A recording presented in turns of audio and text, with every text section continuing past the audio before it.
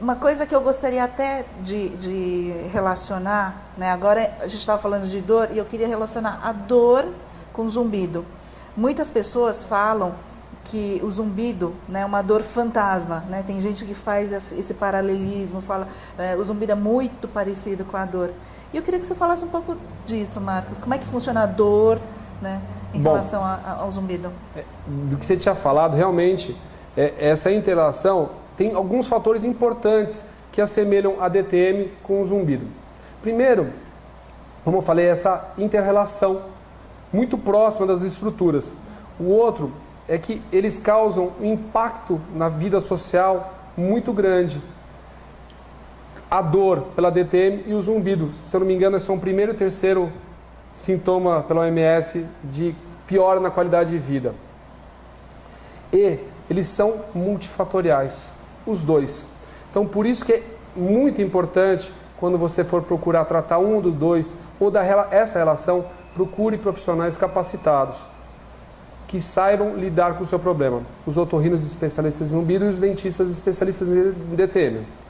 Por quê? Para a gente chegar ao diagnóstico preciso que a DTM está podendo modular ou originar o zumbido, precisa do exame de palpação dessa musculatura, além de uma tomada de história direcionada para ouvir algumas coisas importantes, como foi o início, se alterna, se não alterna, se começa num ouvido, vai para o outro.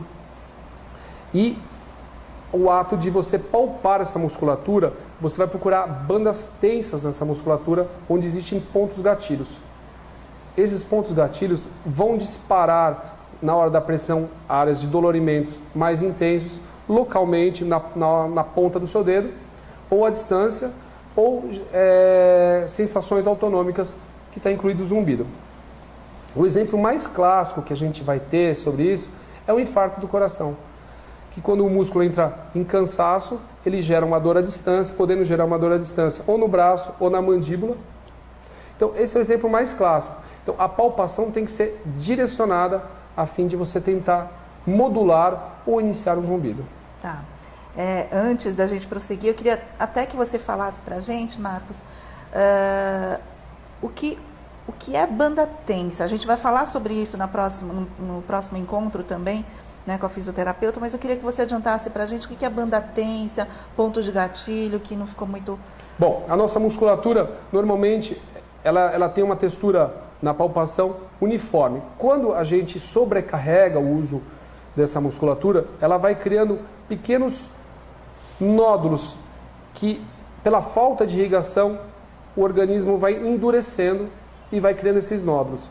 Dentro desses nódulos podem haver pequenos pontinhos que são chamados os pontos gatilhos, que ao compressão, o mecanismo ainda não consegue, a ciência não conseguiu definir como isso acontece, mas a compressão deles vai gerar aqueles sinais que eu falei para você, que é dor à distância, dor local muito mais intensa, como queimação, choque às vezes, e as relações autonômicas como zumbido ou lacrimejamento, dor no fundo do olho. Eu aposto que tem muita gente aí do outro lado escutando a gente falar e falando assim, nossa, realmente, quando eu fui lá e fiz, né, uma massagem, um shiatsu, né, eu acabei percebendo que meu zumbido aumentou ou diminuiu. Deixa aí pra gente a sua história, né, pra gente contar para os outros ouvintes aqui. O Marcos, e você estava falando da coisa do infarto, isso dá uma assustada um pouquinho, né? Mas não é todo mundo que tem ponto de gatilho.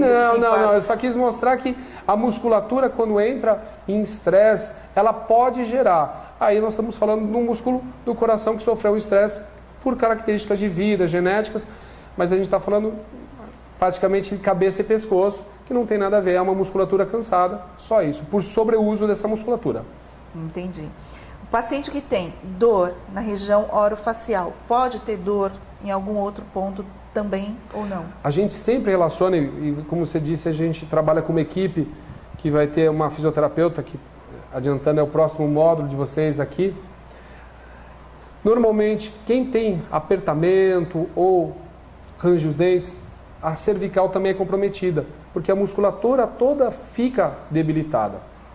Então, durante esse exame clínico que a gente faz, chega primeiro em mim, eu faço o exame da face e também trabalho alguns músculos, que é o trapézio, a região da nuca, para a gente ver se também modula, que é uma outra área que vai exercer grande influência no zumbido, onde também vai ter pontos gatilhos padronizados que vão poder ou começar o zumbido, modular ou até diminuir o zumbido. Tá. Quando você fala modula o zumbido, é exatamente o quê, Marcos? Modula o zumbido, ele vai alterar a frequência. Então, às vezes o zumbido, a pessoa chega para o exame, ela está com zumbido, e na hora que você aperta o zumbido, aperta o ponto gatilho, ela vai falar: doutor, meu zumbido diminuiu, ou quase sumiu, eu não estou ouvindo mais. Ou senão você trabalha aquele ponto gatilho e fala: ele deu um apito muito mais alto ou criou um barulho diferente. Essa é a modulação, vai alterar a frequência e intensidade desse zumbido. Ok. Isso é uma coisa frequente? Frequente. Modular o zumbido? Frequente. Porque você vai tendo, o zumbido vai ter que chegar na sua mão do dentista sempre vindo de um otorrino. Mesmo eu sendo um dentista especialista que trabalho, se o paciente chega reclamando de zumbido, primeiro você vai consultar o otorrino, onde ele vai fazer a triagem para ver se tem a característica, se não tem uma doença de base, uma doença mais séria, para ver se é realmente indicação. E se o paciente chegou a gente, é porque esse otorrino conseguiu diagnosticar, e é super comum.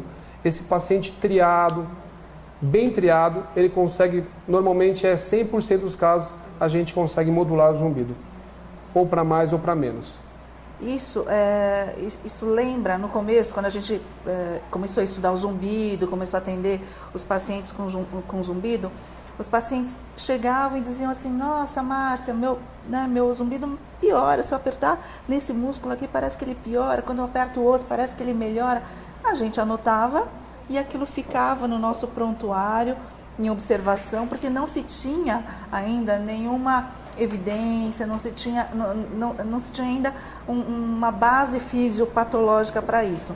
Hoje a gente sabe que o som, ele entra pelo ouvido, passa por diversas estações. Estão lembrados que a gente falou sobre isso no mês passado?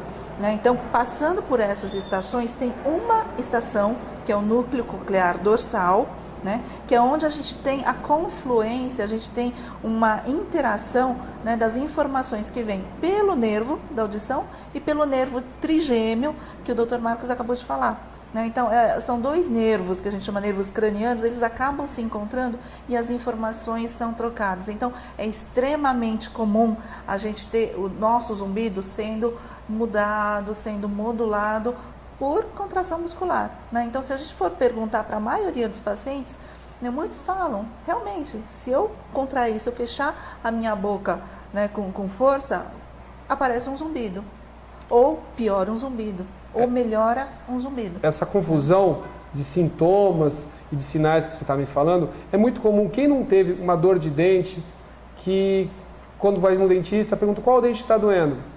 Não sei, doutor, dói todos os dentes da minha boca. Porque é isso que acontece. A dor chega num estágio, vai pelo neurônio e chega em um estágio e é confundido. E quando ele volta toda difusa. E é o que acontece com o zumbido.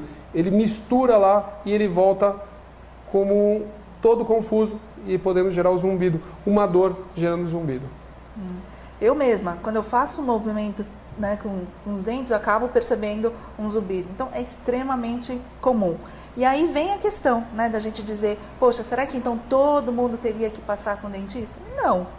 Né? É isso que a gente está dizendo desde o começo. Se a gente tem outros sinais, tem dor, né, tem o histórico de ranger os dentes, tudo isso que o Marcos acabou de colocar, aí sim vale a pena um dentista. Aí sim vale a pena, de repente, um tratamento. Né? O dentista é quem vai, especialista em DTM, sim, é quem vai especificar. Mas sempre lembrando que tem que passar primeiro por um otorrino. Sempre procurar primeiro começar a procurar a doença de base lá. Sim, procurar perda auditiva, procurar fazer os exames de sangue, né? Fazer exames complementares se eles forem necessários.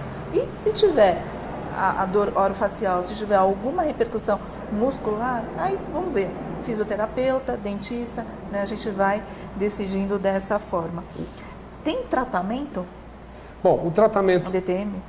O tratamento da DTM, tanto para quem tem zumbido ou para quem não tem zumbido, é praticamente o mesmo. A gente vai analisar qual é o real motivo dessa DTM. Se é um apertamento, se é um ranger dos dentes, se é um hábito parafuncional, como mascar chicletes, ou ele apertar durante o dia. Então, a gente vai entrar, normalmente, se a pessoa aperta os dentes à noite, não tem outro jeito, a gente tem que entrar com uma plaquinha para essa pessoa dormir. Se a pessoa tem o hábito de apertar os dentes durante o dia, temos que criar mecanismos disso não acontecer, pondo bilhetinhos, tem aplicativos nos celulares hoje em dia que fazem isso pela gente, chamando sua atenção para não apertar os dentes durante o dia. Se você tem um hábito parafuncional de roer unha, mascar chicletes, comer tampinha de caneta, você tem que acabar excluindo. Então você tem que ver qual é o real motivo que está causando aquela DTM para gerar o estalo, dor, tudo aquilo que a gente já conversou. Mas junto com isso, auxiliar com o que já aconteceu, que é aquela musculatura cansada, que isso só com a termoterapia, que é o calor úmido e quente por 20 minutos na face. Parece receita de vovó, né? Colocar calorzinho quente na face, mas é o único remédio que vai funcionar. Não é um remédio, é um tratamento. Você aquecer aquela musculatura para gerar irrigação, um aumento da irrigação sanguínea para aquela musculatura que está cansada e isso criar vascularização naquelas áreas, naquelas bandas tensas para eliminação desses pontos gatilhos. A gente pode também atuar com fisioterapeutas, que elas vão atuar tanto na área cervical, como a gente já conversou, que comumente quem aperta também tem um problema cervical, e ela vai ajudar, junto com a termoterapia, desativar esses pontos gatilhos. Marcos, na prática, termoterapia, como é que quem está ali do outro lado nos escutando, como é que ele pode fazer em casa? Eu comecei com uma dorzinha, eu já posso começar com isso, não posso? Pode. Faz mal? Sem nenhuma contraindicação. A termoterapia, ela é uma bolsa quente envolta num pano úmido e colocado sobre essa área de dolorimento da face, que normalmente vai pegar da têmpora até o final da mandíbula. Ele tem que ser feito pelo menos de 1 ou 2 vezes ao dia, por 20 minutos. Por que 20 minutos? A partir dos 12 é a hora que o calor vai começar a fazer o efeito. Então, não adianta nada você falar, eu vou fazer o calor 10 minutos, alguém me chama lá no cantinho, ou depois eu volto e faço mais 10. Não, esse calor úmido tem que ser feito por 20 minutos.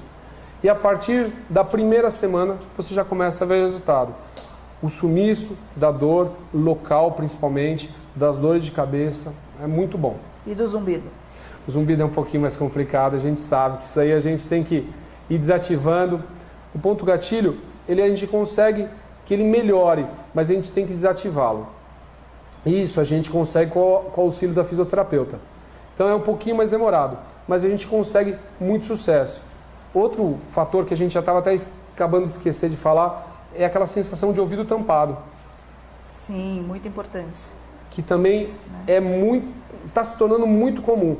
Aquela sensação de você estar descendo a praia e o ouvido tampar. Você, sem estar com mudanças de pressão, o seu ouvido entupir de uma hora para outra.